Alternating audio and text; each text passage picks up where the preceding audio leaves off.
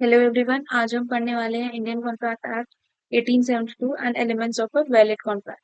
देख लेते हैं, स्टार्ट हो गई है हमारी वीडियो में। तो अब हम स्टार्ट करते हैं। मार्कर ऑन कर लेना अपनी।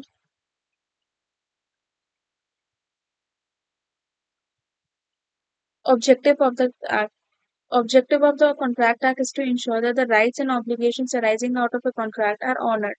एक कॉन्ट्रैक्ट में जितनी भी चीजें हमने लिखी हुई है, कोई भी ऑब्लिगेशंस है, कोई भी राइट्स है, उन्हें हमें ऑनर करना होता है, उनका हमें पालन करना होता है। That legal remedies are made available to an aggrieved party.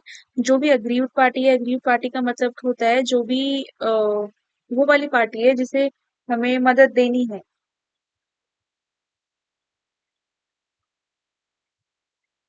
Are available to an aggrieved party. Aggrieve party का अगर मैं आपको बताऊं एग्जैक्ट डिक्शनरी मीनिंग,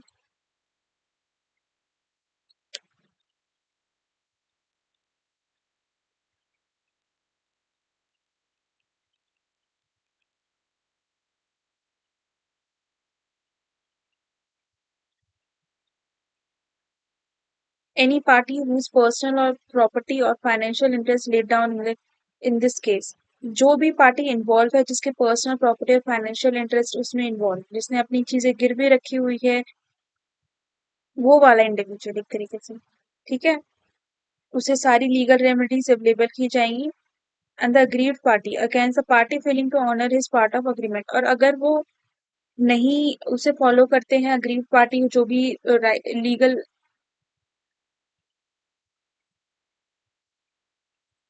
और अगर वो नहीं फॉलो करते हैं राइट्स एंड ऑब्लिगेशन, तो उन पे हम केस भी कर सकते हैं।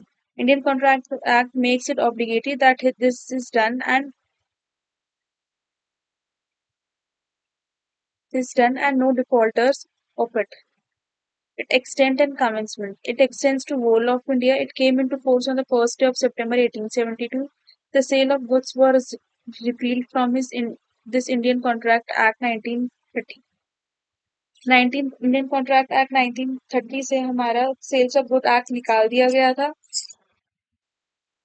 ठीक है, और अगर हम देखें तो contract relating to partnership were repealed in 1932। 1930 में हमें सेल्स ऑफ गुड्स एक्ट को अलग कर दिया गया था, और 1932 में हमारा कॉन्ट्रैक्ट ऑफ पार्टनरशिप को अलग कर दिया गया था। ठीक है, और इस लाइन को मिस कर दिया था। Indian contract makes it obligatory that this is done and compels the defaulters to honour their commitments. और अगर कोई डिफॉल्टर भी होता है अपनी लीगल प्रोसीडिंग में, जो भी चीजों से वो बंधा हुआ था, उसे अगर वो नहीं फॉलो करता है, तो उसे फिर केस भी किया जा सकता है, जो पेनल्टीज है वो भी देनी पड़ सकती है। Present contract act. Present contract act किसे कहते हैं? बेसिक प्रिंसिपल्स ऑफ कॉन्ट्रैक्ट, जो कि सेक्शन 1 to 75 में आता है। इंडेमनिटी एंड गारंटी, जो कि सेक्शन 124 to 147 में आता है। Bellman section 148 to 181। Agency 182 to 238। Proposal किसे कहते हैं? इसको हम जूम कर लेते हैं थोड़ा सा। When one person signifies to another his willingness to do। एक पर्सन किसी दूसरे पर, जैसे हमारे पास सपोज करो ए पर्सन है, इसको थोड़ा सा हम वो कर लेते हैं, इसकी ओपेसिटी कम कर लेते हैं। हमारे पास कोई ए पर्सन है, भाई इसको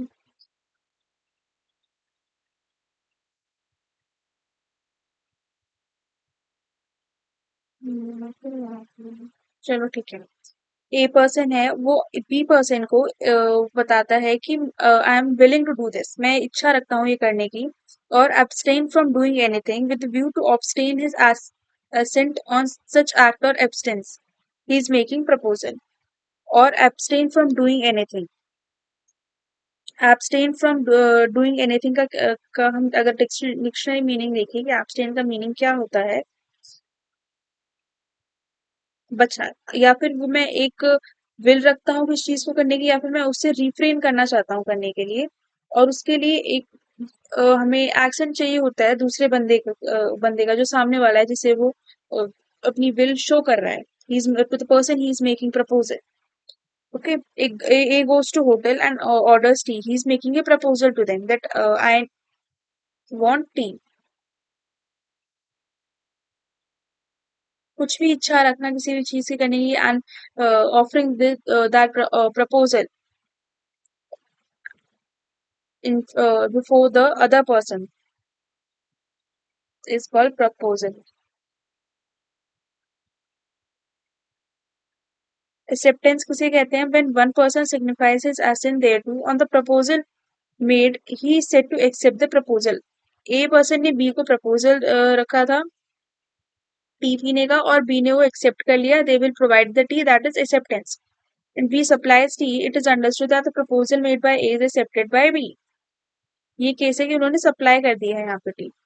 प्रॉमिस किसे कहते हैं? When a person to whom proposal is made signifies his assent thereto. जिसे बी पर्सन था जिसे हमने प्रपोजल दिया था, उसे अपना एक्शन भी उसने अपनी परमिशन भी दे दी है, तो proposal is said to be accepted, and accepted proposal is known as promise. अब वो एक्सेप्टेड प्रपोजल है, एक प्रॉमिस हो गया वो, क्योंकि उसमें वो एक वादा हो गया एक तरीके से. When A asks B to lend him a book and B gives his assent to lend him a book, this is a promise. That promise proposal by A to lend the book.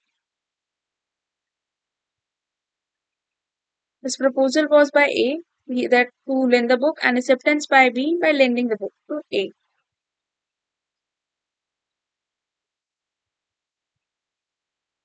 Consideration in something return, हमें return में कुछ मिलता है. और अगर हम देखें तो टी अगर उसने पी होगी तो वो फ्री में तो पी नहीं होगी, कुछ ना कुछ बदले में पैसे ही दिए होंगे. A offers B to sell his car at 1 lakh. B accepts the same now for A consideration. For A consideration is rupees 1 lakh, and for B consideration is a car. इसे कार मिल जाएगी और इसे पैसे मिल जाएंगे. ये अपनी car बेच देगा बी को, और ए के लिए कंसिडरेशन 1 लाख रुपए, इसके लिए कार है और इसके लिए 1 लाख रुपए. Unless there is no consideration, there cannot be an agreement. अगर कुछ consideration involved नहीं है तो वो agreement नहीं हो सकता. Therefore, it is necessary always that consideration should be there to make an agreement. When at the desire of the promiser, the promise or any other person has done or abstained from doing, or does or abstains from doing, or promises to do or to abstain from doing something, such act or abstinency or promise is called consideration for the promise.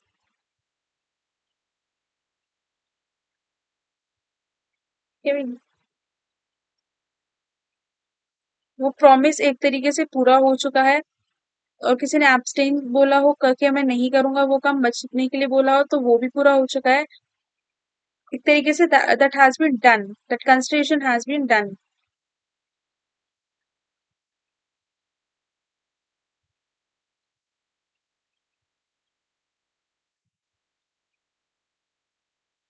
हम next topic पे चलते हैं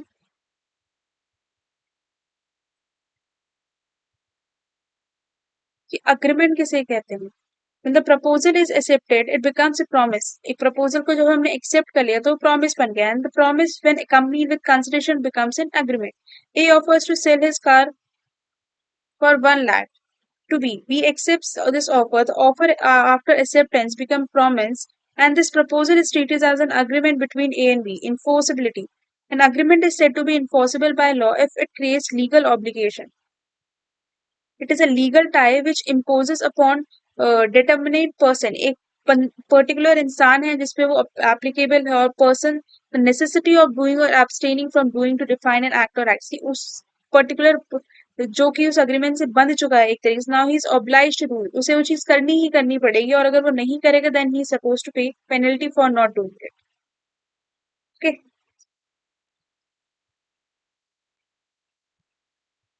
possible if it create legal consideration.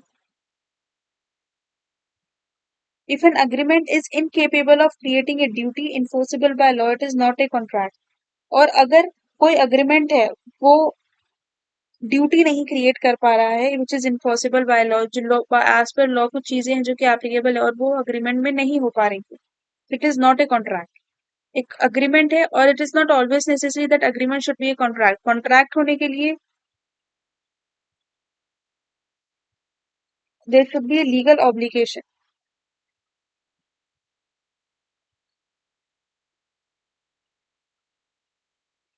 Okay. Promise plus consideration is agreement, but agreement उसमें enforceability भी है, that means there is a legal obligation, उसको हम contract भी कह तो उसे हम कॉन्ट्रैक्ट कहते हैं। ऑल कॉन्ट्रैक्ट्स आर अग्रीमेंट, सारे कॉन्ट्रैक्ट अग्रीमेंट हो सकते हैं because those are enforceability is present in those contract. But all agreements are not contract because there should not always be a situation that a enforceability is there. एक legal obligation है ही हमारे पास में. Agreements of moral, religious or social nature are not contracts. They are not likely to create a duty enforceable by law. Parties never intend to create a legal obligation. Okay. अब हम next page पे चलते हैं.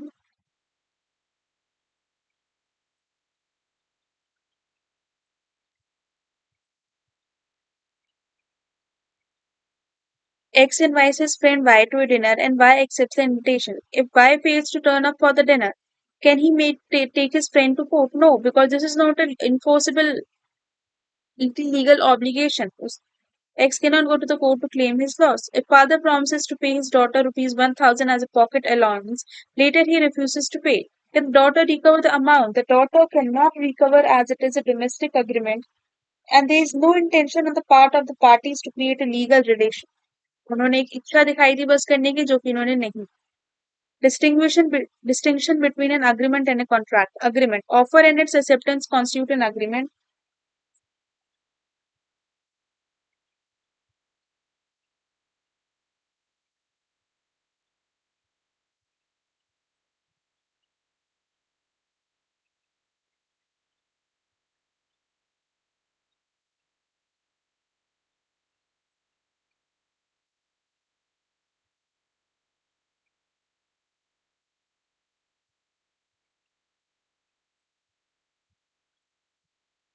Agreement, offer and acceptance constitute an agreement, but contract is also enforceability. Constitute a contract. An agreement may or may not be create legal obligation, but a contract necessarily create a legal obligation. Every agreement need not necessarily be contract. All contracts are necessarily agreements. It is not included or binding contract. It is concluded and binding on the concerned parties. एक contract को हम किस तरीके से classify करते हैं on basis of enforceability, method of creation, extent of execution. यहाँ पे थोड़ा सा ब्लर हो गया है बट मैं इसे वर्बली बता देती हूँ, आप चाहे तो नोट कर सकते हैं. By enforceability it is subdivided into valid, voidable, void, and unenforceable and illegal. Method of creation it says express and implied. Express and implied. यहाँ पे टेक्स्ट अगर आ जाएगा तो express और implied. Guys can note it.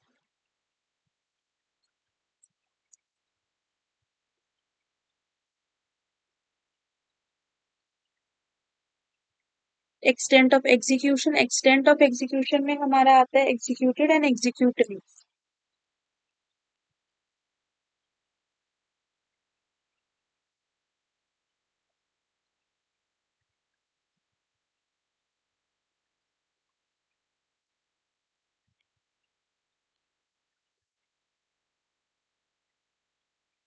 Executed or executed.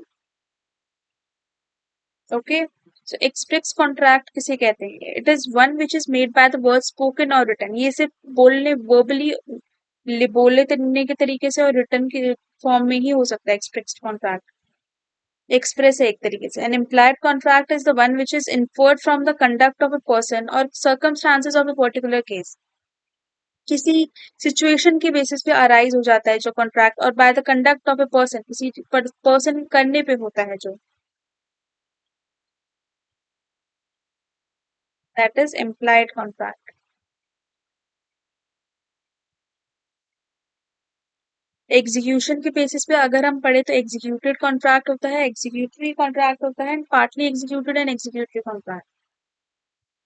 Executed वो होता है it is a contract where both the parties to the contract have fulfilled their respective obligation under the contract. Execute हो चुका है मतलब 101% executed है. The concerning parties had fulfilled their respective obligation, but executory which is about to be executed, where both the parties to the contract have still to perform their respective obligations. Partly executed and executory contract, as the word itself suggests, it is partly execute and executory. This contract where one of the parties to the contract has fulfilled his obligation, but the other concerning parties which is involved has still not performed his obligation. This is partly done from the one party. ये हमारा tabular representation है जो कि थोड़ा blur हो गया है, इसको आप लिख लेना, मैं बता देती हूँ. Contract on the basis of enforceability. अगर मैं इन्फोर्सिबिलिटी के बेसिस पे बताऊं तो वैलिड कॉन्ट्रैक्ट किसे कहते हैं? वैलिड कॉन्ट्रैक्ट हम उसे कहते हैं, तो जूम कर लेते हैं. A contract which satisfies all the conditions prescribed by a law is a valid contract. As per law जो सारी conditions satisfy कर रहा है वो हमारा valid है. As the name suggests वो valid है. Void contract, a contract which ceases to be enforceable by law becomes void when it ceases to be enforceable. एक तरीके से it is not legally obliged but is not enforceable by law. As per law वो enforceable नहीं है. It is not legally binding. No legal obligations are involved. And ceases the enforceability of law. अब हम आ जाते हैं void agreements पे. अगर ये agreement है तो ये contract यहाँ पे involve भी नहीं होगा. An agreement not enforceable by law is said to be void. ये void contract था, ये void agreement है. An agreement which is not enforceable by law is said to be void. Voidable contract किसे कहते हैं हम? The voidable contract is the one which can be set aside or repudiated or avoided at the option of the agreed party. Voidable मतलब there is a chances of being it at the of being it void at the option of the agreed party. अगर agreed party बोलते हैं कि हम इसे void करना चाहते हैं, खत्म करना चाहते हैं, तो वो voidable वाली situation में आ जाता है. Is the one which can be set aside or repudiated or avoided at the option of the agreed party. Illegal agreement किसे कहते हैं? An illegal agreement is the one where the object is unlawful. हमारा जो object है जिस चीज के लिए हम कॉन्ट्रैक्ट कर रहे हैं वो अनलॉफुल है. नेक्स्ट हमारा आ जाता है unenforceable contract. The contract which is actually valid, naturally वो वैलिड है but can not be enforce due to technical defect. कुछ टेक्निकल डिफेक्ट्स होने की वजह से वो वैलिड नहीं हो सकता, वो इन्फोर्स नहीं हो सकता. वैसे वो वैलिड है बट हम उसे इन्फोर्स नहीं कर सकते. अनइन्फोर्सेबल कॉन्ट्रैक्ट है, वो इन्फोर्स ही नहीं हो सकता due to some technical defect. These are some contract on the basis of enforceability. Valid जो कि पूरी तरीके से valid है. Prescribed by the law. Void which is ceasable, ceases to be enforceable by law, which is not enforceable by law, ceases to be void. Voidable contract where the one can be avoided at the option of agreed party. Illegal agreement which is where the one object is unlawful. Unenforceable contract where the contract is valid but cannot be enforced due to technical defect.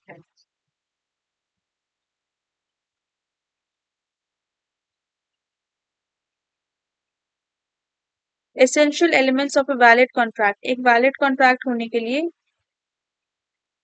क्या क्या चीजें important है?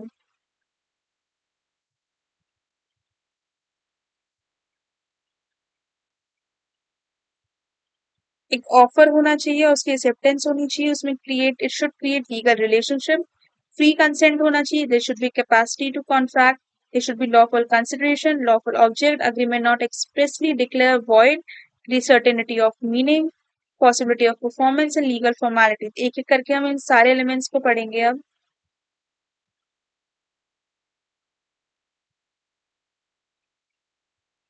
19 minutes more.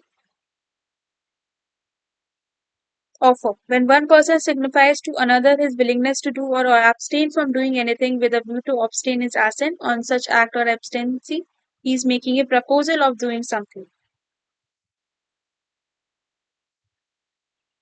Offer. Understanding of an offer. It must be made by one person to another. It must be expression of readiness or willingness to do. किसी कुछ करने की इच्छा रखना या फिर सॉरी कुछ करने की इच्छा रखना basically that is a positive act और to abstain from doing a negative act किसी नेगेटिव एक्ट से बचना और एक पॉजिटिव एक्ट करने की इच्छा रखना. It must be made with a view to obtain the consent of the other person to be proposed act or abstention. इसका पर्पस हमेशा दूसरे के का कंसेंट लेने में ही होना चाहिए. Offerer, the person makes the proposal is called the offerer or proposer. Offeree, the person to whom the proposal is made. इसे किया जा रहा है. It is called the offeree or the proposal.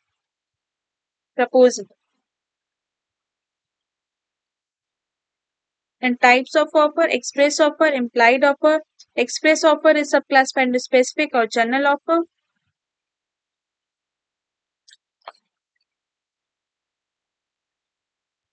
Legal rules as to offer certain and unambiguous terms होनी चाहिए. Intention to create a legal relationship different from an invitation to offer. Proper communication should be there. No term of non-compliance of which amount to be acceptance. Communication of special terms different from more declaration of an intention. These are the legal rules when offer.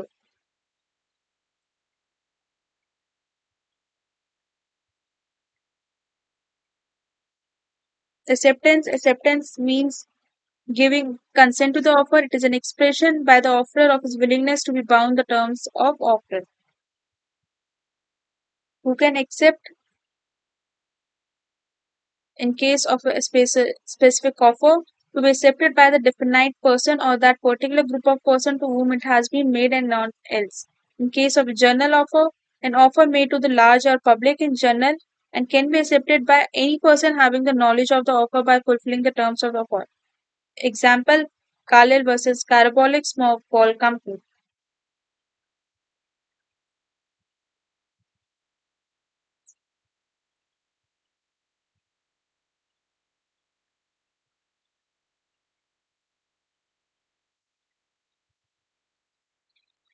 How to make an acceptance कैसे की जाती है? Either expressed by way of words or written.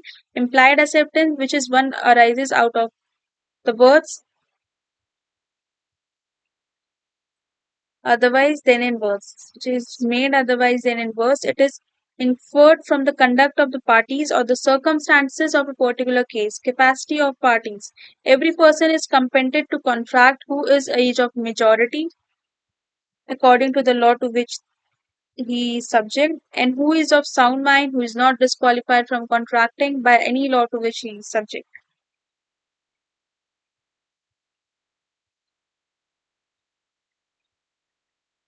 A minor is a person who has not attained majority.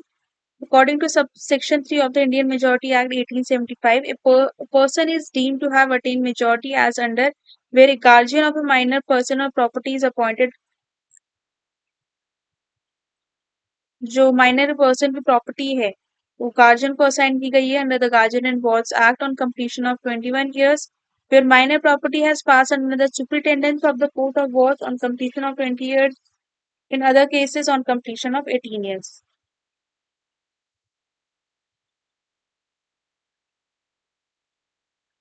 Person of unsound mind is said to be sound mind for the purpose of making contract if at the time when he makes it when he makes it is capable to understand terms of contract, to form rational judgment to effects upon his interest. सही गलत की पहचान उसे पूरी तरीके से होनी चाहिए, समझ होनी चाहिए contract. He should be sound mind.